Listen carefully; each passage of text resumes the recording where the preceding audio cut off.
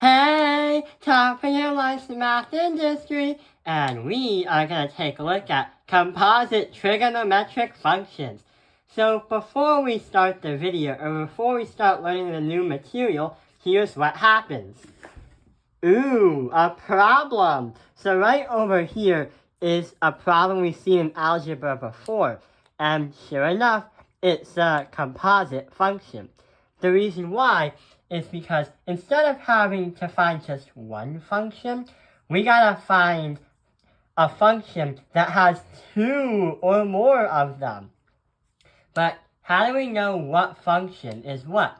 Well, to make this problem function, here is what the information gives us.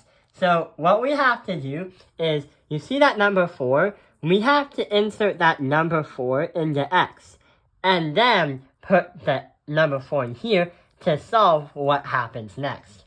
Here's what happens. So we have g of 4. So we have to put the number 4 into g. So g for number 4, this is the g function. So the g of x is going to equal negative 2 parentheses 4 squared. So 4 times 4 is 16. And we have negative 2 times 16. So that is going to equal negative 32. So what happens next? Yeah, since we used up the g function, we have the f function left over. So now we have to find the function of negative 32. That's where the other one comes in. So we have f of x is going to equal 6 multiply that by negative 32 minus 1. And when you do all that math, you get a final answer of 193 as a negative.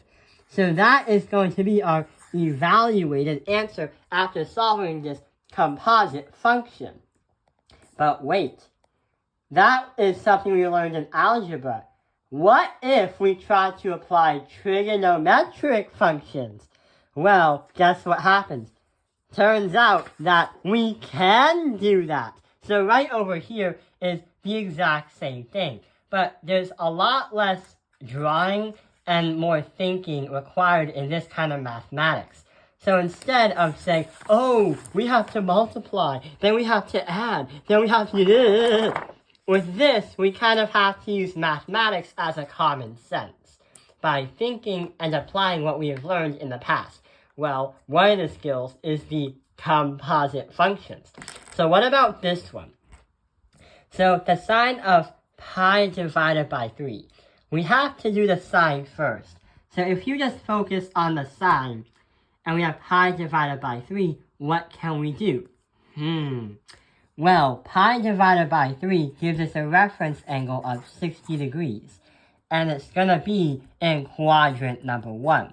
So if I were to draw some kind of triangle, something that looks like this, then here's pi divided by 3, and here's 0 on the unit circle. So what happens is 60 degrees is right here, and we have radical 3 divided by 2. I'm going to go with 60 degrees, and here's the sign, because that is going to help us get to what happens when we focus on the arc cosine. So now we have to think for a moment. What happens if we try to find the arc cosine of 60 degrees? What is going to happen? Well, the cosine from the previous few videos, if you take a look at its inverse, is going to be in either the second quadrant or the first quadrant. So here is what happens. We know that 60 degrees is a positive, and we know it's the reference angle. And we also know that it's going to be in quadrant number 1, which is right over here. So what happens is, if you take a look at the unit circle, and we draw the idea, here's 60 degrees, and here is going to be radical 3 divided by 2. But what about the arc cosine? So we're trying to look for the cosine, not the sine. So right here is going to be 1/2. But here is 30 degrees.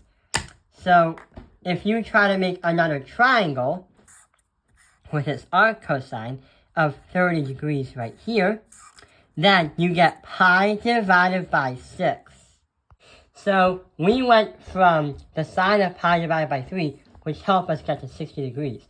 Then we have to do the arc cosine 60, and we got it from here all the way to here. So pi divided by 6 is our final answer. Let's try to take a look at one more problem and see what happens. So right over here, we have two signs. One is an inverse, and the other one is normal. So the normal one, we have pi divided by 6, and that is going to have a reference angle of 30 degrees. So if you go right here, and you have 30 degrees, I know the right triangle is not perfect because I'm writing with one hand, then it's going to be, the sine is 1/2. But I'm just going to leave it as 30 degrees. So if we say the sine of -1 of 1/2, or 30 degrees, then we have to think again. So here's the sine. If you take a look at the unit circle, it's going to be positive. So it's going to affect the first quadrant. So here's what happens. 30 degrees is right here. And we have to take a look at its sine. So the sine, hang on, the sine is 1/2. So here is what's going to happen. We have 30 degrees, and we need to find that point right over here. That 1/2 was just extra work. So here's 30 degrees. Our final answer is pi divided by 6 again, as a positive. So those are relatively easy ways to learn how to do composite trigonomic functions. And yeah, that is how we understand how to do composite trigonometric functions. Thank you for watching Top Penalized Math Industry. Like and subscribe.